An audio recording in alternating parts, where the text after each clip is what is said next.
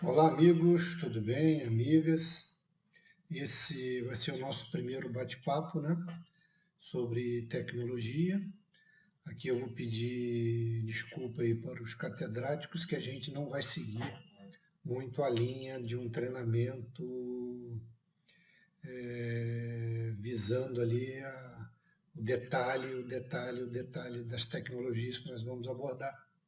Nós vamos fazer um treinamento cuja nossa intenção é que as pessoas consigam entender, pessoas não técnicas consigam entender quais são os conceitos que nós vamos abordar. Nesse primeiro tópico, que é um tópico de alinhamento, nós vamos abordar o conceito de tensão, corrente e resistência, que é um conceito também básico para a gente começar esse nosso trabalho com robótica, ok? Então vamos lá para a gente começar tendo uma introdução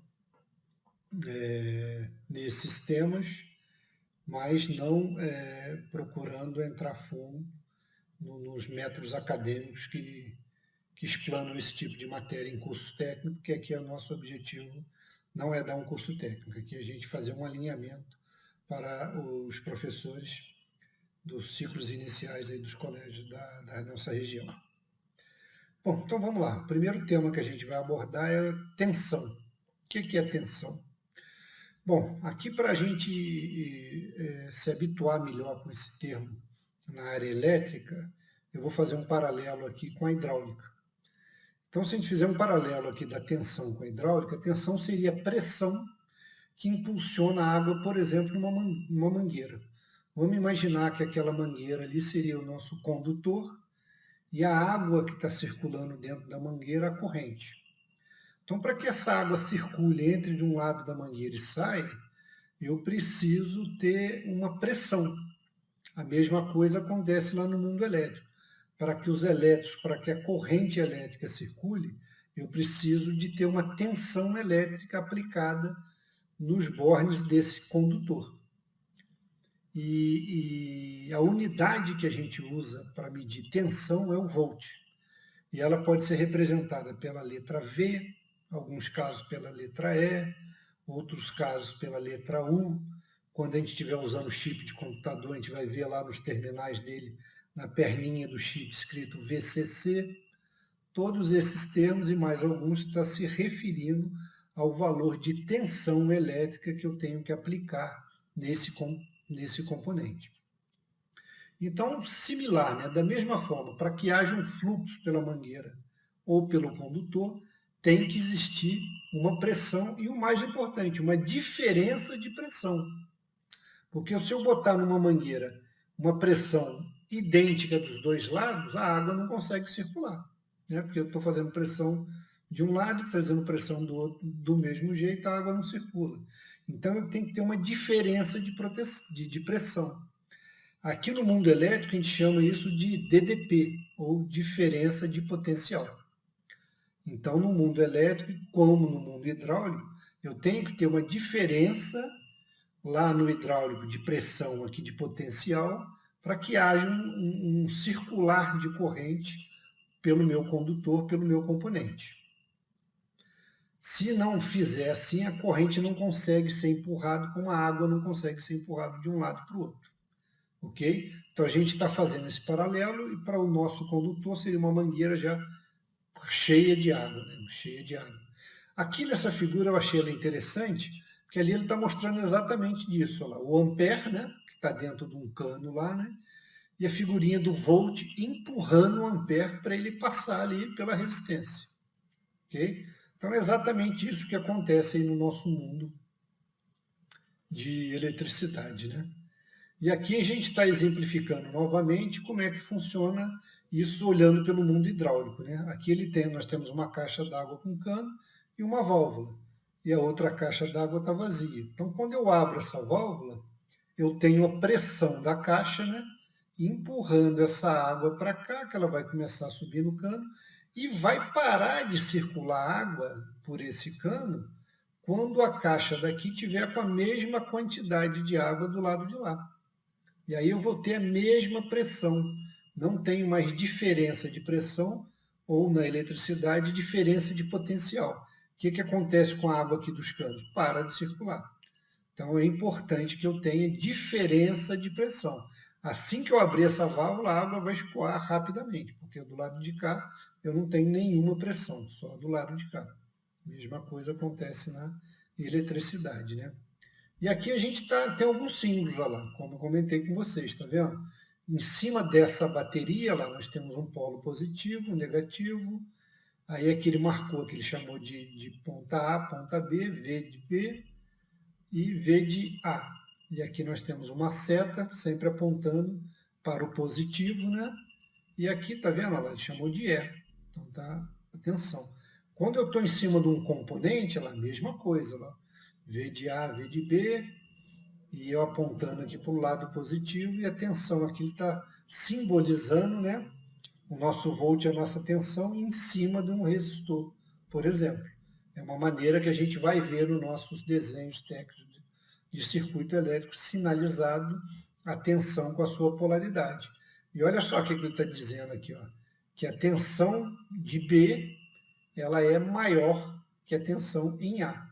Então, quer dizer, eu tenho uma diferença de potencial nessa bateria e tenho uma diferença de potencial em cima desse resistor.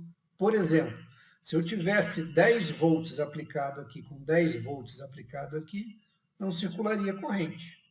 Se eu tiver 10 volts aplicado aqui, 20 volts aplicado aqui, começa a circular corrente, porque eu tenho uma diferença de potencial entre os terminais desse condutor.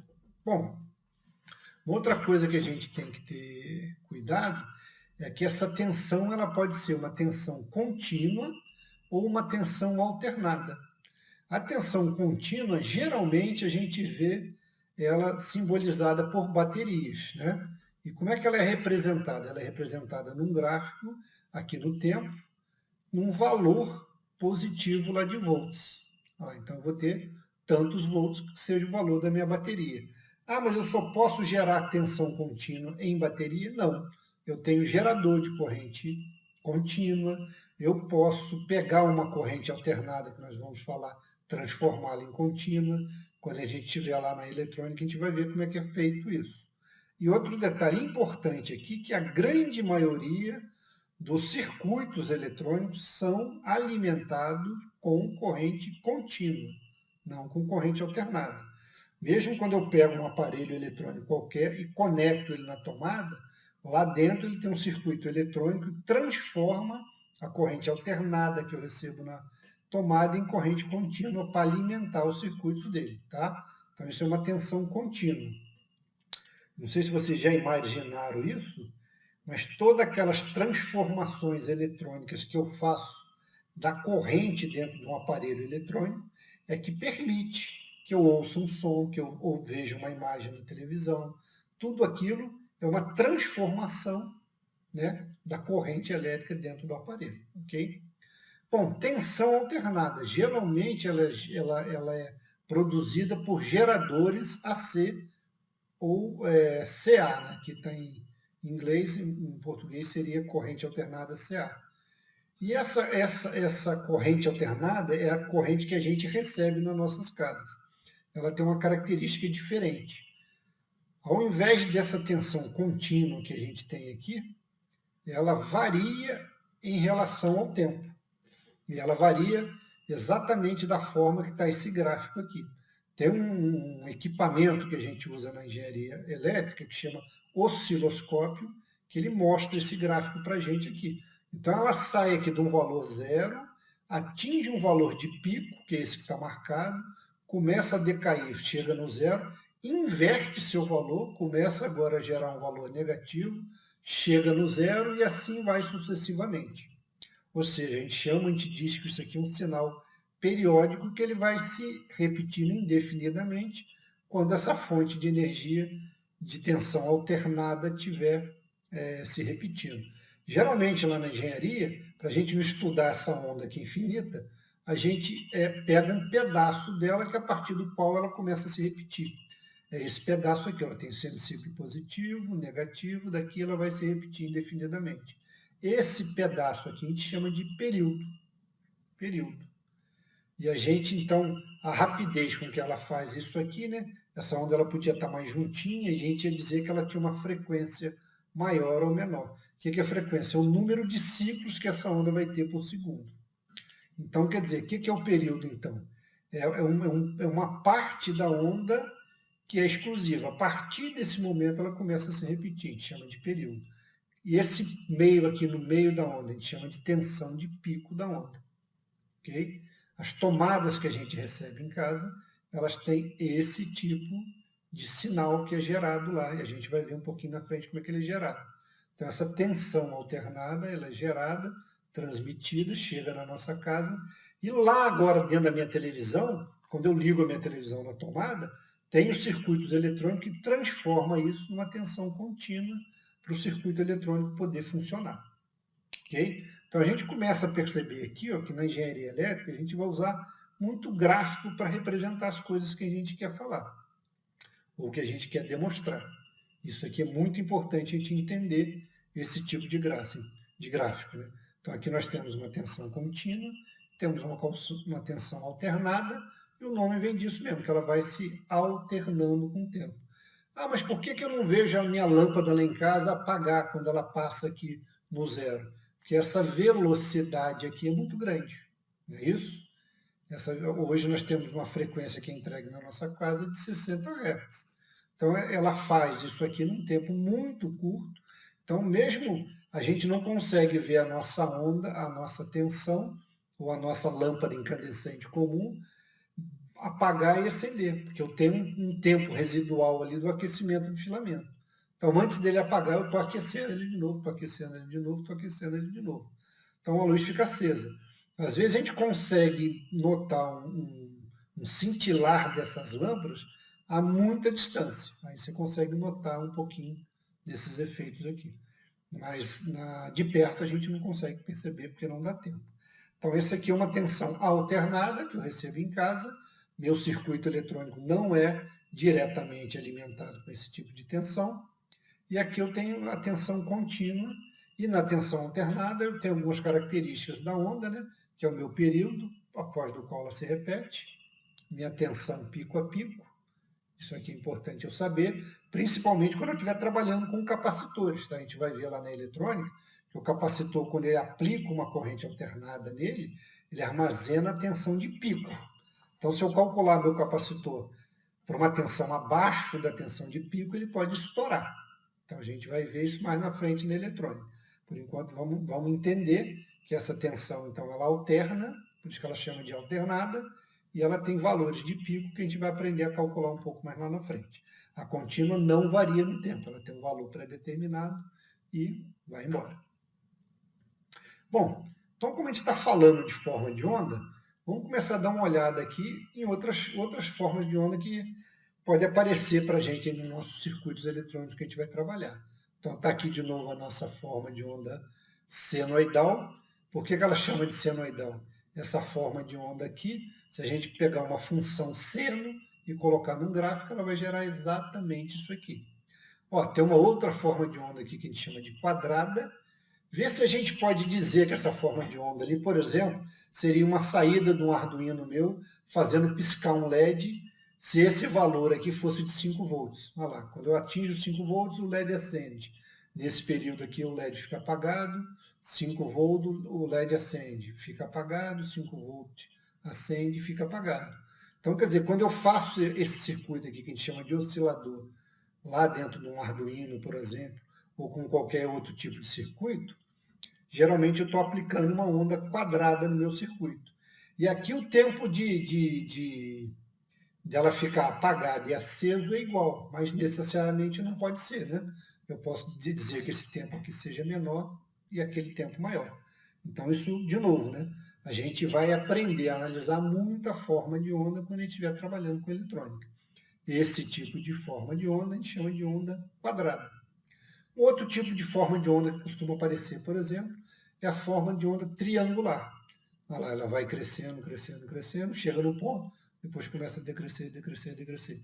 Crescendo, crescendo, crescendo, decresce, decresce, decresce. Né? Só para a gente voltar aqui, qual que é o meu período aqui nessa onda? Né? Lembra que é quando ela começa a se repetir? Então, esse pedaço embaixo e esse pedaço em cima. Esse seria o período. Daqui para cá ela se repete. Bom, na nossa onda triangular, então, olha lá, se a gente vai ver lá em eletrônica, que, por exemplo, isso aqui poderia ser uma carga de um capacitor. Eu estou carregando o capacitor, depois ele descarrega. Uma onda triangular também muito comum. O outro tipo de onda que a gente vê muito em eletrônica é essa onda dente de serra. Ela é um pouco diferente da triangular, né? Ela tem uma característica de rampa, né, parecida com a triangular, mas quando ela atinge um limite, ela pum, já zera de novo, continua de novo, pum, zera de novo e assim vai.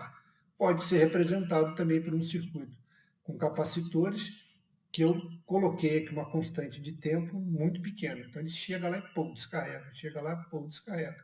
De novo, isso aqui são gerados então por circuitos, pode ser gerado por circuitos eletrônicos, ok? Só para a gente entender que na eletrônica a gente usa muita coisa, muito gráfico, né? Relacionando as formas de onda com o que está acontecendo no nosso circuito para a gente entender. Então, conforme eu disse, isso aqui, por exemplo, pode ser um apagar e um acender de um LED nosso, que pode estar lá saindo do meu Arduino para um protoboard, ou o meu LED ligado diretamente aqui no meu Arduino, ok? Então, isso aqui representaria meu LED piscando. Quando ela está aqui em cima, ele está aceso, aceso e apagado. E aqui, ó, com o mesmo tempo, esse tempo igual a esse tempo, né? Do ciclo de cycle aqui igual. Ok? Uma outra coisa que é interessante a gente perceber que se estuda na engenharia, eu não vou nem entrar muito em detalhe nisso, mas isso aqui é importantíssimo, a gente entender esse conceito aqui. O pessoal que estuda engenharia, eles descobriram lá atrás, e esse Fourier traduziu isso para uma linguagem matemática, que quando eu tenho um tipo de onda dessa quadrada, eu, ser humano, vejo essa onda aqui quadrada, assim, bonitinha. Mas, na verdade, os circuitos eletrônicos, ou cabos, etc., eles veem essa onda aqui como um somatório de senoides de frequência diferente. Olha que interessante, né? Enquanto eu estou vendo uma onda aqui quadrada, o meu circuito eletrônico, ele vê um monte de ondazinha senoidal, igual essa daqui, somadas. Então, essas ondas somadas, olha lá, ela me dá isso aqui, ó, ela me dá uma onda quadrada. Então, quanto mais termos eu somar de funções seno, a minha onda vai ficar mais perfeita. Por que é importante eu entender que a eletrônica em si, ela não vê da forma que o ser humano vê? Porque tem determinados, por exemplo, um fio, que eu aplicaria aqui um sinal desse que pode estar representando bit, né? Bit 1, bit 0, bit 1, bit 0. O fio, como ele vê, né? Um cabo metálico, como ele vê isso formado por um monte de ondas diferentes, ele tem uma característica de representar um filtro que filtra alguma dessas ondas, que a gente chama, tecnicamente, de harmônicos. Então, quando eu tenho esses harmônicos filtrados, lá no final eu deixo de receber uma onda quadrada. Eu recebo uma onda distorcida. Por isso que eu tenho um limite de transmissão de um sinal digital num cabo metálico, por exemplo. Como o meu cabo metálico não vê a minha onda quadrada, como eu, ser humano, vejo uma onda pura, ele vê como se fosse uma série de ondas que estão sendo somadas para dar aquela onda quadrada. O meu cabo ele tem uma característica que a gente chama de filtro, né? Passa baixa, de filtrar alguma dessas componentes que a gente chama de harmônico. E agora, lá no final, o meu circuito eletrônico, que deveria receber um sinal de bit quadradinho, ele recebe uma coisa mais distorcida, porque o meu cabo filtrou alguma dessas componentes. Tá? A matemática que a gente usa isso na engenharia para ver foi desenvolvida por esse cara aqui, Fourier. Beleza? Então, Fourier ele demonstrou lá, né, que matematicamente um sinal desse é composto por vários sinais que ele chama de harmônico. Então, esses harmônicos, então, quando eu retiro harmônicos do meu sinal, o meu sinal deixa de ser quadradinho perfeito. Ele chega distorcido do outro lado. Então, a gente tem que ter muito cuidado quando a gente estiver fazendo nossos sistemas, do tipo de sensor que eu estou colocando no meu sistema. Se eu colocar um sensor muito grande e tiver alguma coisa no meio que vai interagir com um filtro no sinal do meu sensor, pode ser que o meu sistema de computação não entenda mais que sinal que está vindo ali. Então a gente tem que ter muito cuidado com isso, ok? Então esse sinal quadrado que a gente está vendo aqui, né? Na realidade, os sistemas eletrônicos entendem ele como uma série de senoides, igual essa vermelhinha que está aqui. Essa série de senoides, então, somadas todas, me geram um sinal quadrado. Então, eu tenho que ter muito cuidado quando eu for passar um tipo de sinal desse em algum sistema eletrônico, para que essas componentes aqui, todas que eu chamo de harmônico, não sejam atenuados ou retirados, porque vai danificar o meu sinal lá na frente, ok? Bom, uma outra coisa interessante lá que a gente tem na engenharia é a forma de ver uma onda dessa aqui. Eu tenho uma forma de ver que a gente chama do domínio do tempo, que é quando eu olho esse gráfico aqui nessa visão. Olha lá, nessa visão eu vou ver esse sinal assim, esse outro sinal aqui com frequência diferente, mas todos igual eles aqui, ó, variando no tempo. Então eu estou vendo esse sinal aqui no tempo. Mas tem hora lá na engenharia que ele precisa ver esse sinal de forma diferente. A gente diz, então, no domínio da frequência. Então, é a mesma coisa se eu estivesse olhando agora por aqui. Se eu estivesse olhando essa onda aqui, que ela está toda, né, alinhadinha, bonitinha, né? O que eu ia ver aqui? Dessa primeira onda aqui, eu só ia ver um sinalzinho aqui, um pauzinho aqui. Dessa outra azul, um outro aqui, dessa vermelha aqui. E que tamanho que teria, né, esse pauzinho aqui? Esse pauzinho teria o tamanho da amplitude desse sinal, daquele sinal de pico lá. Ele teria aqui esse sinalzinho. E agora, aqui nesse gráfico, ele está plotado na frequência dessa onda. Então, quer dizer, eu lá na engenharia, na eletrônica, eu posso ver isso, então, em relação ao tempo, que eu vejo esse gráfico que a gente está vendo, em relação ao tempo, ou posso ver esse negócio aqui quando eu viro de lado aqui para dar uma olhada, em relação à frequência. Então, são formas diferentes, né, que o pessoal técnico da engenharia tem de ver um sinal, porque uma hora eu posso, para mim é melhor eu ver o sinal por aqui, outra hora é melhor eu ver o sinal por aqui.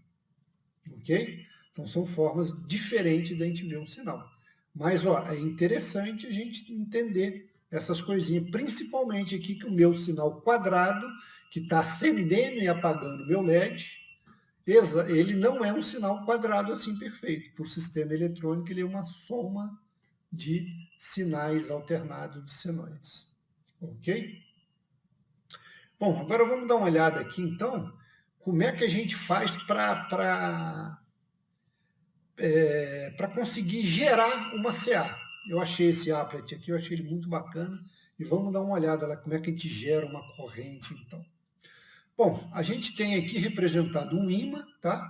Esse appletzinho aqui, eu posso aqui vir aqui desligar o campo, lá ele fica assim, aqui eu estou ligando o campo magnético, posso tirar a bússola dali e vou deixar a bússola ali. Então, quando eu pego esse ímã, né, que ele tem norte e sul, e passo ele lá perto da bússola, que é esse cara aqui, ó, a gente vai ver que os ponteirinhos da bússola vão virando aqui de acordo com o meu sul lá, né? Eles vão seguindo, porque o ponteirinho da bússola também é imantado, né? Então, se ele for igual ali atrás, for de mesmo sinal, se ele for de sinal diferente, ele atrai, sinal igual, ele repete. Então, olha lá, isso aqui é um ímã, isso aqui é simplesmente um ímã, ok? E agora, o que acontece quando eu pego um ímã desse e passo ele perto de um fio de um condutor? Olha que legal. O que acontece? E agora eu tenho aqui representado lá uma bobina de fio que está ligada numa lâmpada. Se eu faço aqui algum movimento aqui, ó, com esse campo magnético aqui dentro de uma bobininha, olha lá o que acontece com a lâmpada. Ó. Ou seja, o meu campo magnético induz uma corrente no fio. Olha lá.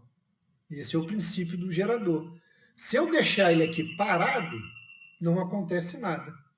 Porque eu tenho que ter um movimento relativo entre o meu ímã e o condutor. E o que é movimento relativo? Né?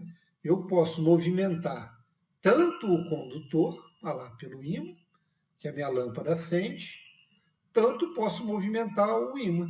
Então, isso que eu chamo de movimento relativo. Qualquer um desses dois sistemas aqui que eu movimentar, vai gerar energia, vai induzir uma energia, uma corrente elétrica nessa bobina. Ok? Qualquer que eu vou colocar aqui. Ah, e se eu aumentar o meu número de espira nessa bobina? Eu gero mais corrente, minha lâmpada vai acender mais forte ainda. Se eu botar mais bobina aqui numa espirazinha. Uma espira, então, é um fio enroladinho, né? Então, eu enrolei um fio aqui com 3 espiras, liguei numa lâmpada, estou pegando meu ímã forte aqui, ó. Quando eu faço isso, eu gero, então, induzo uma corrente lá no meu sistema lá, ok? Então, esse é o princípio da geração de uma corrente ou de uma tensão por indução, beleza? Aí vamos ver o que os caras fizeram. Olha lá. Outra maneira que eu tenho aqui também de fazer as coisas, então a gente viu, quando a gente tem um movimento relativo do ímã, eu gero, né, um campo magnético. Mas a corrente também, ela gera um campo magnético na bobina. Se eu pegar agora esse meu fiozinho enrolado e ligar numa bateria, numa pilha qualquer, e ir aumentando a tensão, olha lá, eu vou gerando um campo magnético. Eu gero um campo magnético em volta disso aqui. Esse meu campo magnético, o que ele faz? Ele vai lá mexer com a minha bússolazinha, ele vai fazer a minha bússolazinha andar. E esse campo magnético, ele tem um sentido de acordo com a corrente agora que eu fiz passar nessa minha bobina. Ok?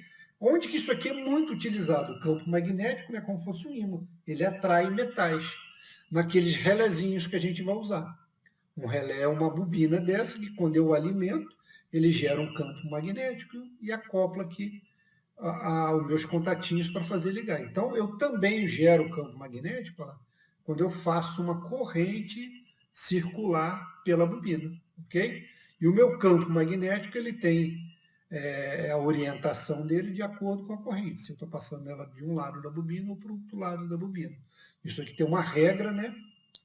Que a gente lá diz regra da mão direita, que diz para que lado é isso, mas que o pessoal vai estudar mais lá para frente.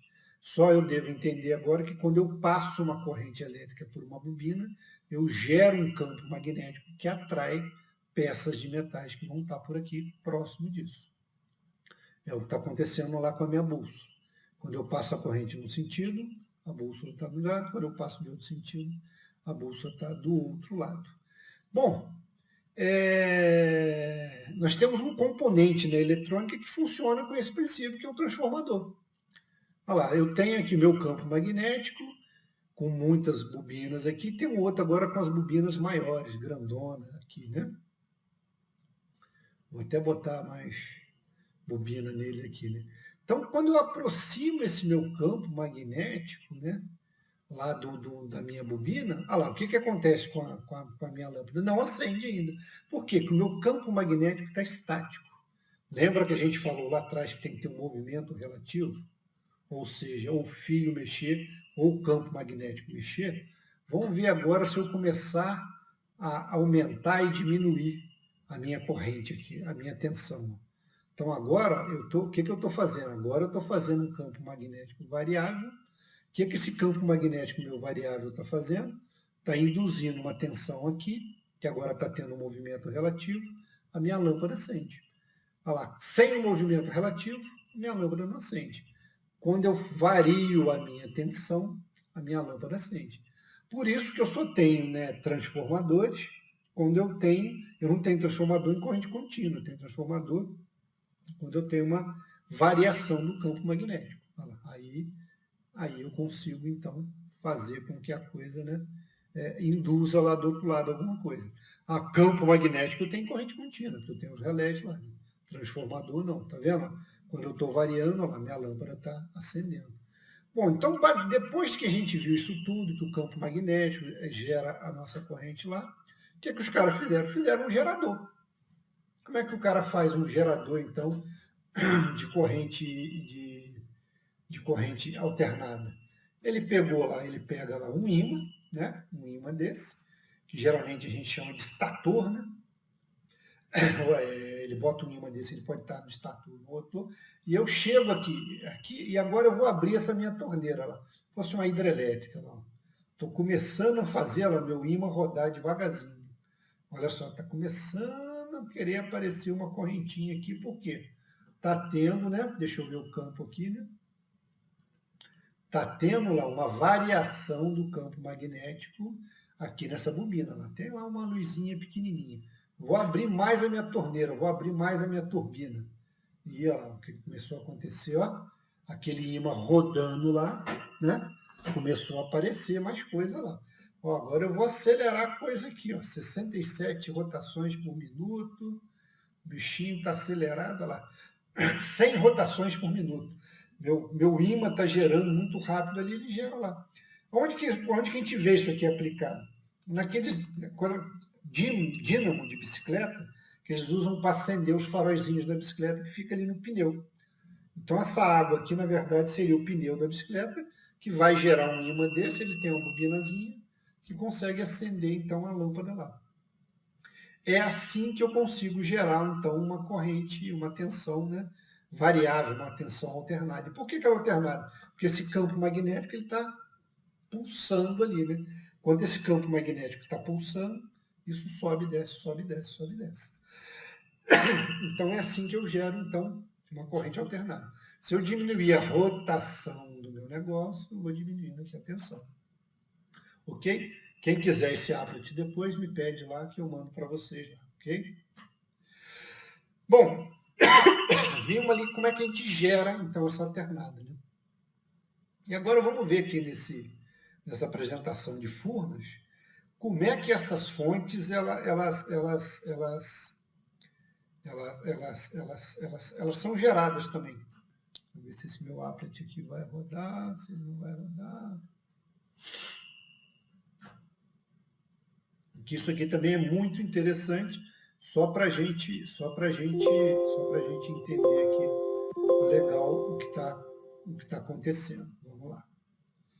Vamos ver se ele roda, se ele roda, se ele roda, se ele roda. Se ele não quiser rodar aqui, a gente vai pegar ele lá dentro. Então vamos lá. A gente viu lá então, né, que aquele movimento de rotação gera a nossa tensão alternada. Mas vamos ver aqui outras coisas. Olha lá, então, ó. Eu posso gerar eletricidade, então, através da energia hidráulica. É isso, ó, no reservatório, cai aqui, faz lá meu gerador rodar, como nós vimos. Gera lá. Energia térmica. Eu posso usar carvão, óleo ou gás, aqueço a água, vira vapor, gira a minha turbina, gera eletricidade que vai para a nossa casa. Energia nuclear, nós temos a usina lá de Angra. Agora aqui o urânio gera aquecimento, que faz o vapor, vai para a turbina, gera energia elétrica. Vento, posso ter uma turbina lá, gerando também, girando, chegando na minha casa. Energia solar, painel fotovoltaico lá. Agora aqui o sol vai gerar, a gente vai ver mais na frente, a energia. Posso ter um motor, né? Quando acaba a energia no hospital, por exemplo, eles têm um motor lá elétrico, faz o gerador rodar e aí produz eletricidade. Em resumo, né, basta eu mudar a fonte, né, para girar pás na turbina e o eixo gerador produzir energia elétrica. Então, com isso tudo aqui, na verdade, ele faz um gerador rodar, conforme a gente viu, que produz energia elétrica alternada para a gente utilizar aí nas nossas casas. Ok? Bom, agora vamos dar uma olhadinha o que seria a nossa corrente, né? De novo, fazendo o nosso paralelo lá com o nosso sistema hidráulico, né? A corrente, então, é a água que está dentro da mangueira. Vamos imaginar que a mangueira já está cheia de água, que a corrente é instantânea. Quando eu boto a tensão, ela já sai lá do outro lado, ok? Então, a corrente, então, seria a água que está na mangueira, tá? E a unidade disso é o ampere, tá?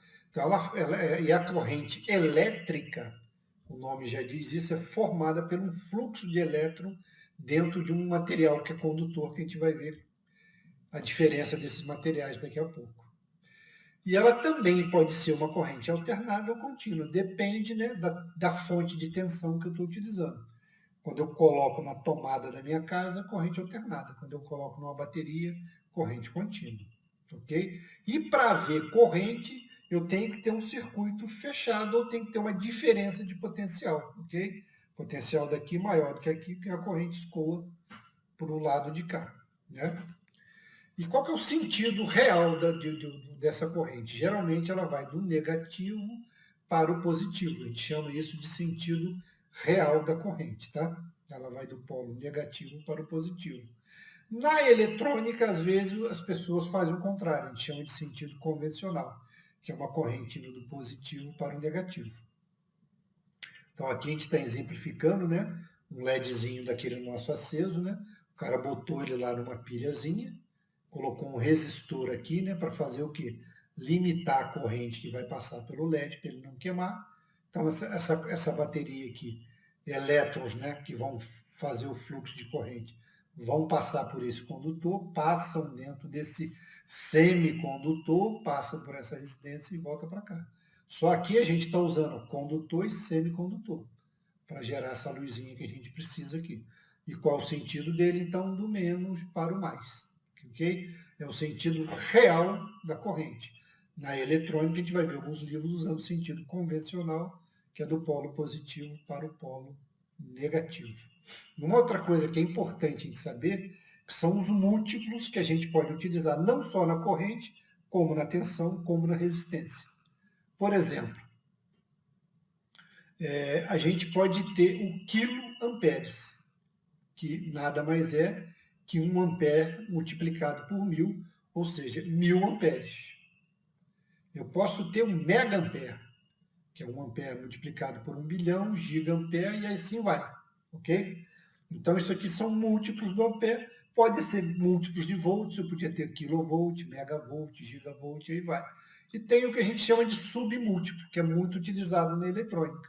Quando eu divido agora 1 ampere por 1000, eu tenho, na verdade, 1 miliampere. Falar que é 0,001, quando eu dividir por 1000. Quando eu dividir por 1 milhão, eu tenho 1 microampere. E quando eu divido por 1 bilhão, lá é 1 nanoampere. Então, essa nomenclatura então, de micro e nanoampere é muito utilizada na eletrônica, porque nós vamos ver muitas correntes em torno disso aqui. Né? Quiloamperes já são utilizados lá para o pessoal que trabalha em subestações, em motores muito grandes. Mas para a gente que vai trabalhar com eletrônica, a gente vai usar muito submúltiplo, isso tem que estar na cabeça. Que 1 miliampere, ou 30 miliampere, ou alguma coisa que eu estou falando em miliampere, eu estou dividindo aquilo por 1000. Microampere por 1 milhão, e assim vai. Então aqui deve ter 6 casas decimais, e aqui 3 casas decimais. Se eu mandar 3 casas, 1, 2, 3, volto por ampere. Ou seja, se eu multiplicar por 1000, eu volto por ampere. Okay? Então é importante esses múltiplos e submúltiplos aí. Bom, por final, vamos dar uma olhada aqui na resistência elétrica. Continuando o nosso paralelo lá, né? Tá aqui os nossos 3 atores, né? A resistência é o cara que vai dificultar a passagem da corrente elétrica. Então, fazendo um paralelo com a hidráulica lá, é como se eu tivesse agora minha mangueira dobrou, tive obstrução na minha mangueira. Então, isso aí vai reduzir, né, o meu fluxo de água.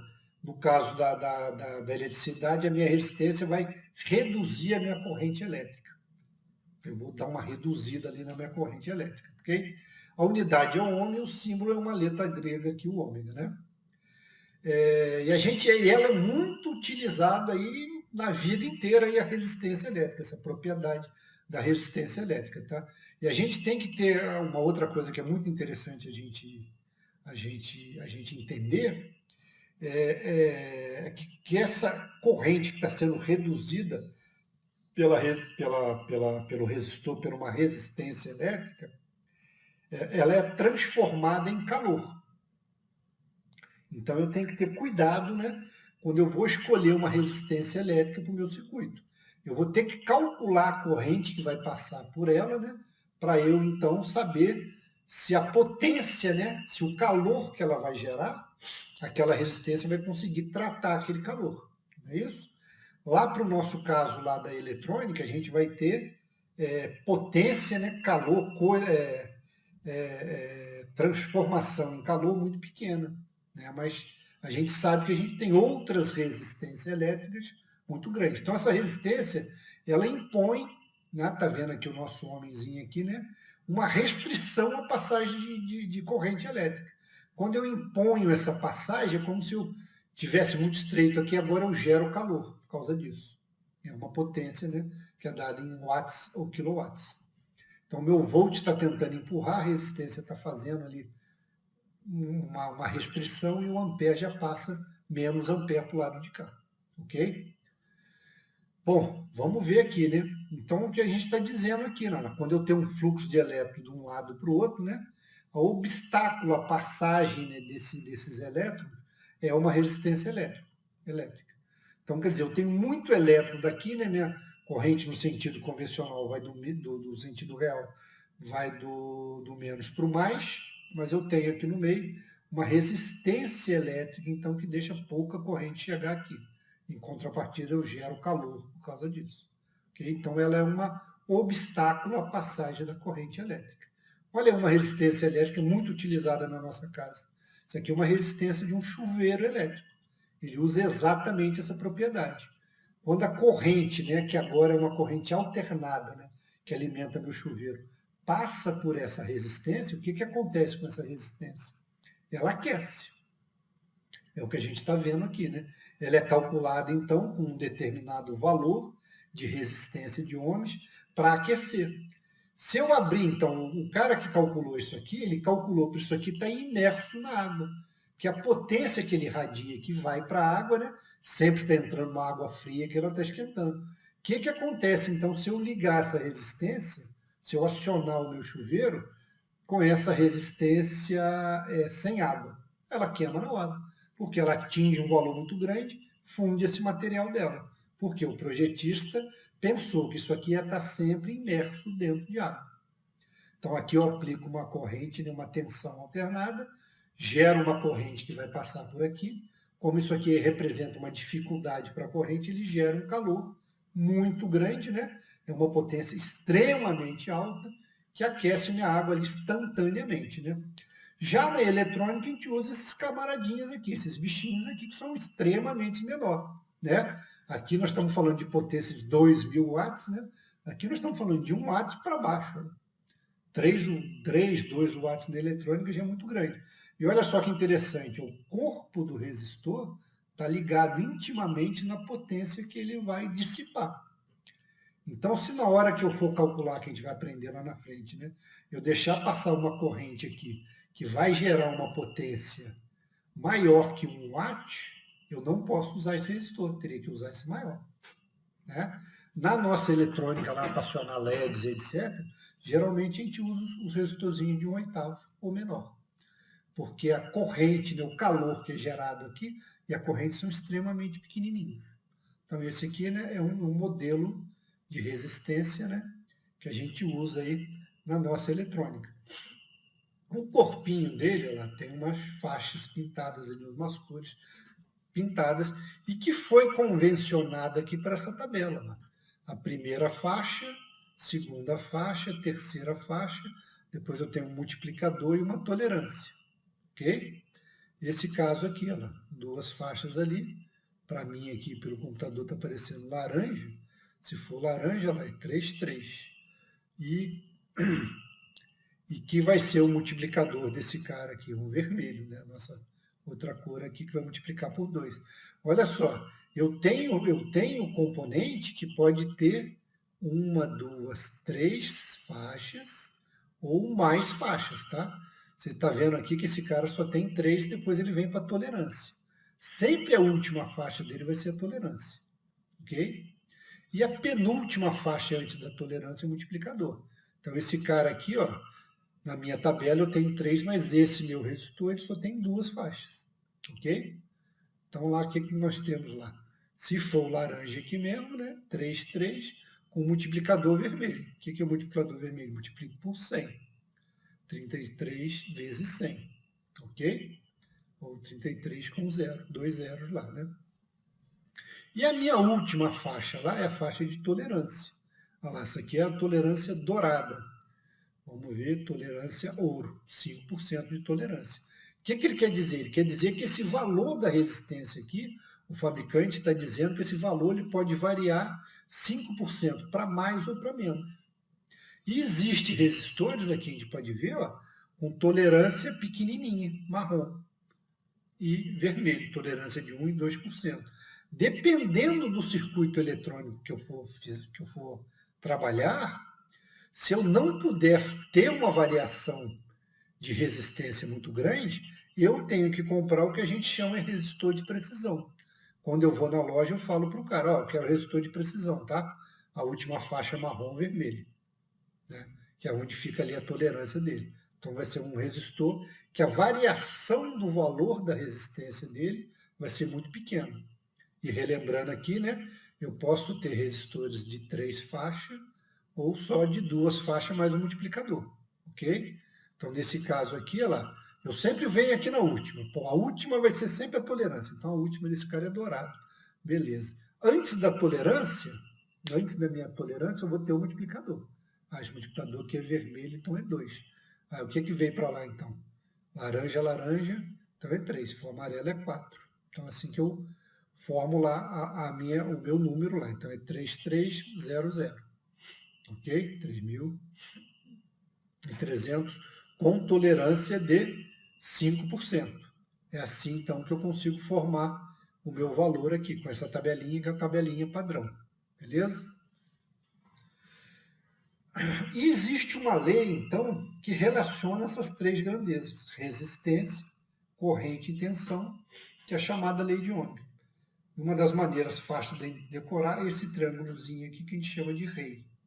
Então, quando eu quero calcular a resistência num determinado circuito, o que eu faço? Eu tampo esse R aqui com o meu dedo e eu divido, então, a tensão pela corrente do circuito, acho a resistência. Se eu quiser achar a tensão no meu circuito, eu tampo o meu E com o dedo. Qual que vai ser, então, a tensão do circuito? O valor da resistência vezes o valor da corrente. O valor da corrente no circuito, tampei com o dedo, é o valor da tensão dividido pela resistência. E é o triângulozinho que a gente chama de rei. Essa lei de Ohm que a gente vai usar para calcular muita coisa na eletrônica. Ok? E trazendo mais um formuláriozinho aqui, ó lá, a minha tensão, quando eu estou falando de lei de Ohm, ela está relacionada aqui, ó lá. O que é a minha tensão? Aqui, tá vendo? Olha, ele já chamou atenção de V, não chamou de E. Mas a gente sabe que pode ser V, E, U, né? E aqui VCC.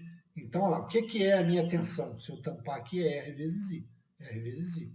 Agora, o legal desse formulário é lá, que ele relaciona também a potência com a tensão. Tensão também pode ser potência sobre I, pode ser a raiz quadrada da potência vezes a resistência. E a resistência pode ser V sobre I, lei de Ohm, V ao quadrado sobre P, e aí vai, assim sucessivamente.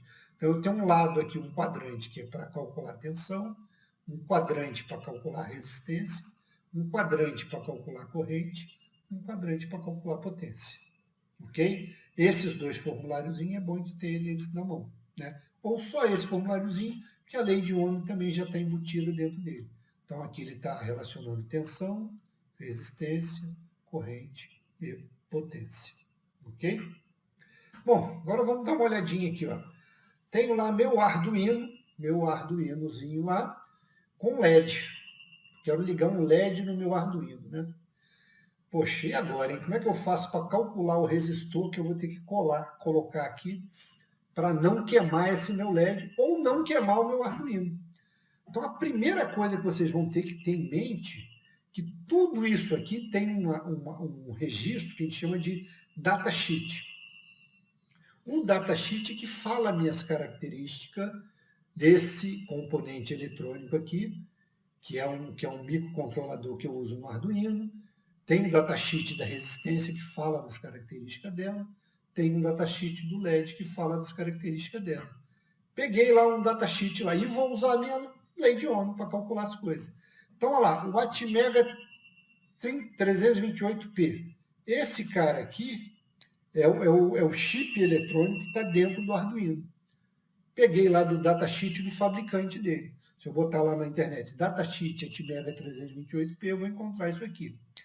que esse fabricante está falando para mim? Ó, que a tensão de operação dele, operating voltage, é de 5 volts.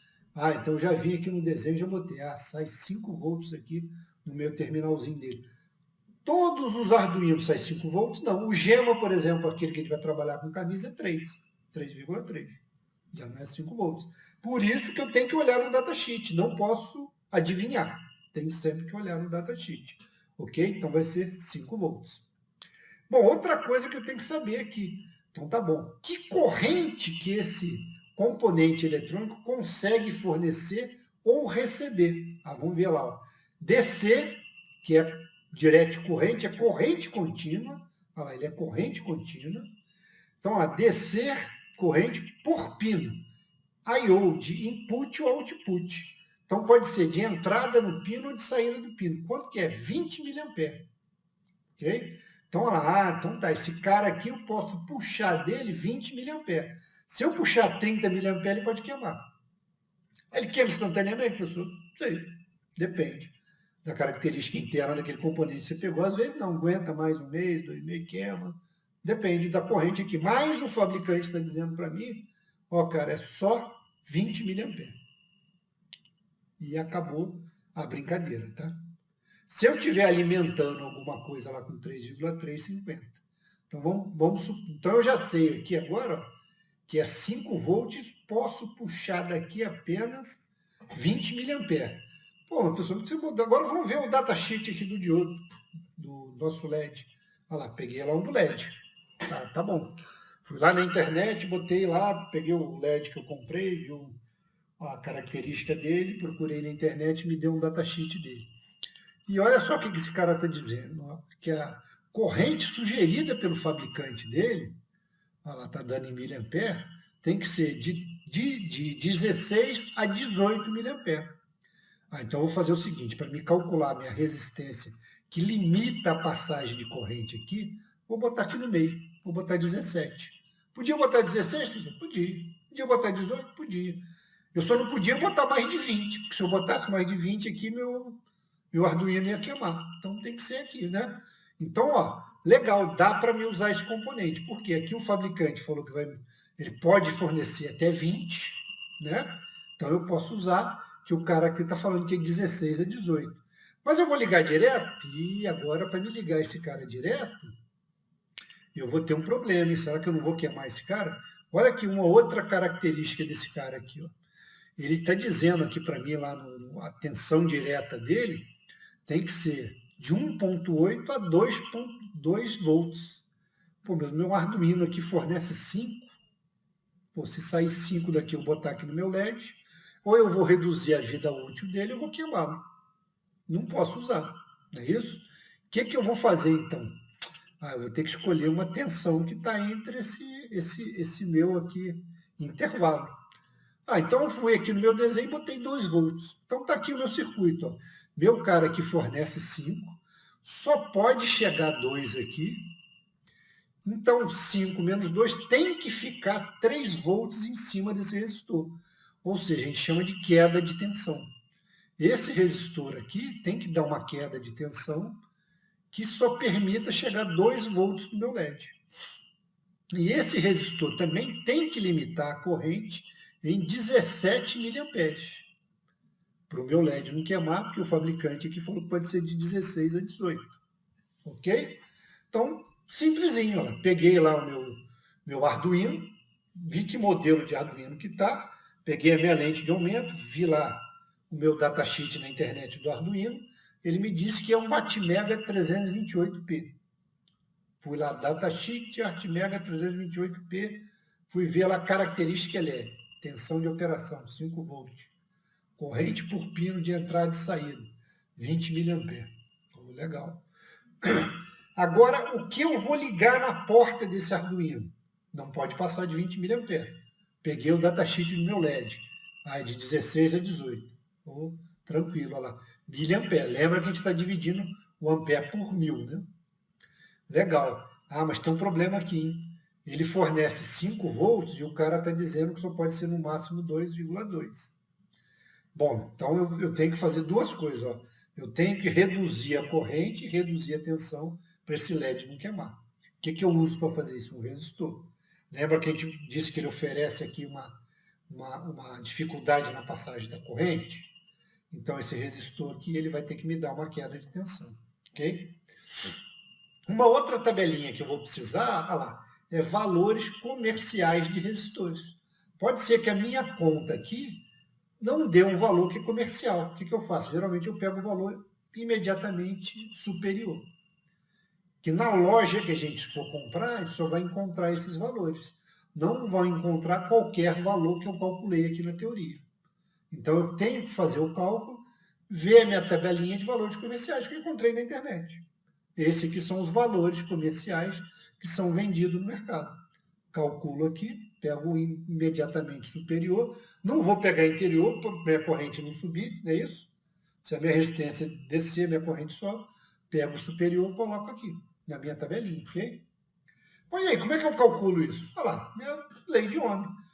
Então eu preciso calcular uma resistência aqui que só deixe passar 17 mA e que em cima dela tem uma queda de tensão de 3 volts. Então eu quero calcular a resistência, né? Está aqui. Se eu tampar o R com o dedo, o que vai ficar para mim? Tensão dividido pela corrente. Então a resistência é tensão dividido pela corrente. Qual que é a tensão que eu tenho que ter aqui? Eu tenho que ter 3 volts, né? Que 5 menos 3 vai dar os 2 que eu posso usar no LED lá, de acordo com o datasheet. Então tá legal. Então vai ser 3 volts dividido pela corrente, que é 17 mA. Lembra que é por 1000? Então se eu passar para ampere, eu tenho que andar 3 casas lá. 1, 2, 3. 0,17. Quando eu divido isso na calculadora, consegui achar 176,47. Vi aqui na minha tabelinha e não vou encontrar 176,47. Fui para um valor maior, que eu acho que é mais fácil eu achar no mercado. 200 ohms. Qual que é a cor de 200 ohms para a gente lembrar lá, né? Vai ser um vermelho, um preto e um marrom. Vermelho é 2, o preto é 0 e o marrom aqui é 1. É um zero só, então é um multiplicador só. Se for um cara de 3 cores, está aqui. Geralmente aqui de 4 cores a gente vê muito em resistores de precisão, tá?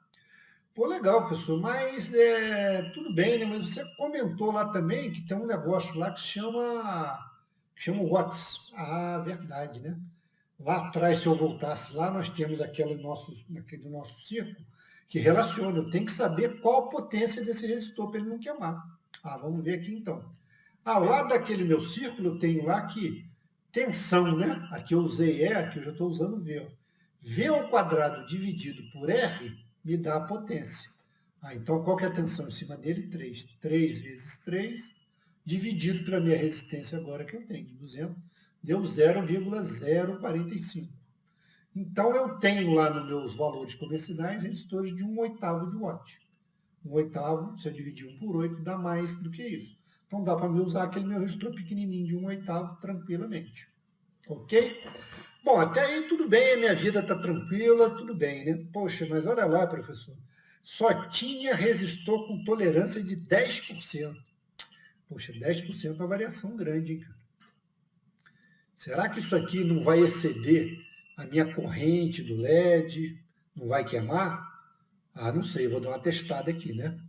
Então, 200, ele pode variar para mais ou para menos 10%. 10% de 200 é 20, dá 220 ohms, né? Deu lá meu 220 ohms. Para menos seria meu 200 menos 20, que daria 180 ohms. Então vou conferir agora a corrente disso aqui, tá bom? Vou conferir a corrente aqui para ver quanto vai ficar. Lá, no meu caso lá, do R1, eu peguei a minha tensão em cima do resistor, 3 volts, dividi pela minha resistência agora de 220, que é a minha maior, 3,63. No caso que a minha tolerância variar para um valor menor, 180 daria 16. Deixa eu dar uma olhada lá na corrente desse LED, hein, cara. 13,63. O cara falou aqui que a corrente ela tem que estar de 16 a 18. Tá com 13. Bom, não vai queimar. Não passei de 18, né? Então tá bom. mas ele vai acender um pouquinho menos, né? Ele está ali com uns miliampere a menos, que talvez o meu olho nem perceba. Tá bom. Então, beleza. Aí agora vamos ver aqui no caso da tensão variar da corrente variar para menos. Será que menos corrente, mais tensão, não é isso? Aqui a gente pode ver isso, né? Se a gente, né, reduzir que a corrente é o quê? Tensão pela resistência, é inversamente proporcional, né? Se eu diminuir isso aqui, essa corrente vai subir. Então vamos ver lá, deu 16,6, vamos voltar lá. Ah, não, aqui o cara falou que pode ser de 16 a 18 no LED. Beleza. Bom, 13 mA. Agora vamos ver no meu outro componente. 20, também não excedi ninguém. Poderia ser meu LED de 200. Ohm com tolerância de 10%. Melhor se eu comprasse de 5, ia ficar mais dentro do meu cálculo. Desculpa, mas aí eu fui na loja e só tinha de 10. Eu já tinha calculado antes, estou tranquilo. Assim, então, que eu calculo a minha resistência para polarizar o meu LED. Ok? Vamos ver. Pô, mas aqui no desenho o cara usou um de 220. Refiz os meus cálculos aqui agora, variando 10% para 220. Olha lá, a minha menor deu 12. Bom, já está um pouquinho mais abaixo, né? A minha maior deu 15. Quer dizer, com esse cara aqui, ele vai acender um pouquinho mais fraco do que aqui. Pode ser que eu nem perceba olho nu. Ok? Mas também não vou exceder ninguém. Ninguém vai queimar. Pode ser que ele acenda um pouquinho mais fraco. Pode ser que no mercado seja mais fácil eu achar na loja 220 do que 200. Ok, senhores? Bom, agora dá uma olhada aqui. Vamos dar uma olhada aqui agora. Me dá uma água, por favor.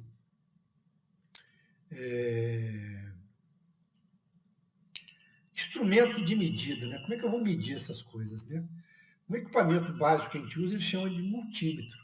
Ele chama de multímetro porque ele tem multimedidas, né? Todo multímetro, basicamente, ele vai medir tensão, resistência, tem que escrever direito, e corrente, e pode medir outras medidas, temperatura, indutância, capacitância, ganho, etc. Ok? Então, olha lá, esse multímetro aqui que eu peguei de exemplo, por exemplo, olha lá, ele tem umas coisas aqui legal. Olha lá, ele mede frequência, ele mede lá a escala de ganho de transistor. Geralmente eles medem aqui capacitância, eu posso medir valores de capacitância. Temperatura, eu posso medir temperatura. Então ele é um instrumento aqui que me dá aqui, ó, esse botão aqui eu posso medir, ligar e desligar. Eu tenho multímetros que medem o pico do sinal.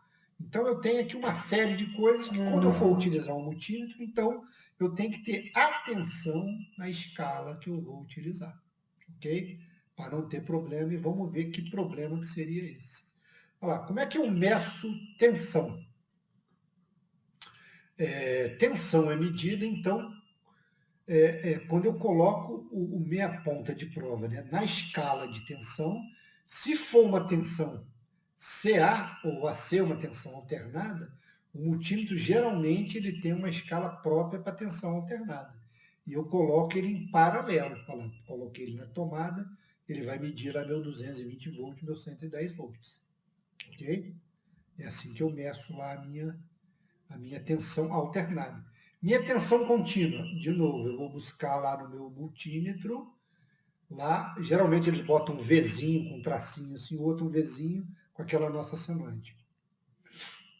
Boto ele na escala agora de tensão contínua, coloco ele em paralelo com o circuito, olha lá, nos bordes da minha lâmpada lá, e vou medir meu 9 volts lá. Mas por que deu 8,7? Porque lembra que a lâmpada é uma resistência? Quando a corrente passa por aqui, tem uma queda de resistência que vai ser transformada em calor, uma queda de tensão aqui, e essa corrente vai transformar em calor. Então eu meço ali uma tensão menorzinha do que saiu da pilha, tá vendo? Foi o caso do nosso resistor lá, que anteriormente deu 3 volts. Aqui uma resistência muito baixinha, ela dá uma queda muito pequenininha aqui, só de 0,3. Corrente, aqui eu tenho que ter muito cuidado, tá? A corrente, para me medir, o multímetro ele é colocado em série com o circuito. Então eu tenho que abrir, né? Tá aqui, ó, eu medindo lá o meu LED, que estava em série com o resistor. Como é que eu meço a corrente? Eu desfaço, tiro a solda, boto um lado do multímetro na resistência e o outro lado no LED. Aí sim, a corrente agora ela vai passar por dentro do instrumento, ser medida e voltar para cá. Tem que medir aqui na escala, né? Outro exemplo aqui, estou medindo lá a amperagem desse motor, né? Olha lá, como é que a corrente vai vir? Peguei um lado do motor, botei no multímetro, passou por dentro dele, pela bateria, voltou para cá. Mesma coisa que essas resistências. Tive que dessoldar o circuito para colocar o meu multímetro aqui. Agora, isso aqui ele tem uma característica muito interessante desses dois caras aqui. Ó. O amperímetro ele tem uma resistência muito baixa. Se a resistência dele não for baixa, quando a corrente passar por ele, vai ficar menor. Então, ele tem uma resistência que tende a zero. Já o voltímetro é o contrário. Ele tem que ter uma resistência muito grande para a minha corrente aqui não migrar para dentro dele. Migrar uma corrente muito pequenininha aqui, que não afeta a minha medida. Isso dá qualidade no meu aparelho. Então, ele tem uma resistência muito grande. Né? Agora, olha o perigo aqui. Ó. Eu estou dizendo que o meu amperímetro, né, quando o multímetro está na escala de ampere, a resistência interna dele é muito pequena. Então, se eu ligar esse multímetro, né, na escala de ampere para medir tensão, como aqui dentro é muito baixo, eu vou fechar um curto. Se eu estiver fazendo isso numa tomada, ele vai estourar. Esse equipamento aqui, ou o fusível vai queimar instantaneamente, ou esse equipamento pode estourar. Então, eu tenho que ter sempre muito cuidado na escala. Eu nunca posso medir tensão com multímetro na escala de corrente. Tem muito multímetro que me obriga a mudar aqui a ponta de prova para me medir corrente. Agora, se eu deixei isso lá na bancada de qualquer jeito, a pessoa pegou lá e foi lá medir tensão, esqueceu de mudar a escala, esqueceu de mudar a ponta de prova. Vai fechar um curto e vai queimar. Ou vai queimar o componente ou vai queimar o nosso aparelho, tá? Então, isso aqui é muito importante. Corrente sempre em série, tensão em paralelo. Sempre que eu for medir, tenho que olhar e entender aonde que as pontas de prova estão ligadas. Tenho que ver se está na escala correta, para não causar nenhum acidente. Isso é muito importante. Ok? Resistência, mesma coisa. Pego lá minha resistência, boto aqui lá no meu aparelho e vou embora lá. Medir a nossa resistênciazinha lá, né? Aí o nosso código de cor que está dando certo aqui, 400, preto 0, esse 4 com 2 0. 400 ohms, né? Então deu, né? Então tem que ter muito cuidado quando eu for medir. E a resistência agora, eu não posso medir a resistência com ela no circuito. O que acontece aqui? Ó? A corrente do multímetro ela vai chegar aqui, ó, tá ligado para cá, vai vir um pouco para cá, vai vir um pouco para lá. Então a corrente aqui ela se dividiu. Quando eu chegar aqui, eu não vou estar medindo mais 10K. No mínimo aqui, se eu não tivesse mais nada para cá, eu estava medindo o valor de paralelo dessas duas resistências. Que na eletrônica a gente vai ver que dá um valor menor do que o valor da menor delas. Então, quer dizer, quando eu for medir resistência, eu tenho que soltar pelo menos um lado do componente para me ter uma medida melhor, ok? Não posso medir uma resistência do componente plugado no circuito, porque eu estou medindo outra coisa, não estou medindo essa resistência. O ideal é que eu meça assim. Para não tirar as duas soldas, eu tiro um lado, meço, depois volto para o lugar. Porque essa resistência pode estar queimada, pode estar aberta, pode estar em curto, não está mais com aquele valor que ela veio de fábrica. Ok? Bom, gente, era isso aí, né? Esse aí a gente está finalizando então esse módulozinho que a gente abordou tensão, corrente e resistência, ok? As dúvidas que a gente tiver esse módulo, a gente resolve lá no nosso grupo lá, vocês podem mandar para mim lá, e agradeço a atenção de todos, e a próxima então aula que a gente vai abordar já vai ser uma aula abordando materiais, condutores, semicondutores e isolante.